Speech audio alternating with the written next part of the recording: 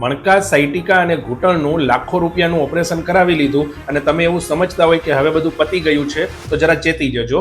આ ઓપરેશન કરાવ્યા પછી જો યોગ્ય ફિઝિયોથેરાપી નહીં કરાવો તો તમારે એ જ ઓપરેશન થિયેટરમાં ફરીથી સુવાનો વારો આવી શકે છે. ડોક્ટરે ઓપરેશન કરીને એ તકલીફ તો દૂર કરી દીધી, પરંતુ જે સ્નાયુ વર્ષોથી નબળા પડેલા હતા એ આપોઆપ સારા નથી થતા.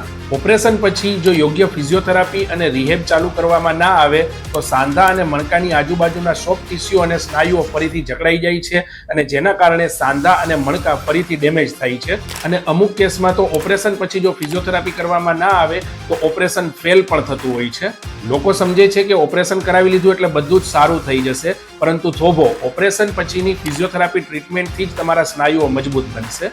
અને એક મજાની વાત, જો તમે ઓપરેશન પહેલા યોગ્ય રીતે ફિઝિયોથેરાપી કરો છો તો 90%થી વધારે કેસમાં ક્યારેય પણ ઓપરેશનની જરૂરિયાત જ નથી પડતી. અને જો તમે કદાચ ઓપરેશન કરાવી લીધું છે તો ફિઝિયોથેરાપી કરવાનું ભૂલતા નહીં. તમારા ઘરમાં અથવા મિત્ર વર્તુળમાં જેમણે ઘૂંટણ અને કમરનું ઓપરેશન કરાવેલું હોય એમને આ વિડીયો અત્યારે જ શેર કરી દેજો. અને જો તમને પણ ઓપરેશન પછી જોઈએ એવી રિકવરી નથી આવી તો આજે જ મારો સંપર્ક કરો. આપના ફિઝિયોથેરાપિસ્ટ ડોક્ટર હાર્દિક પટેલ, સુરત.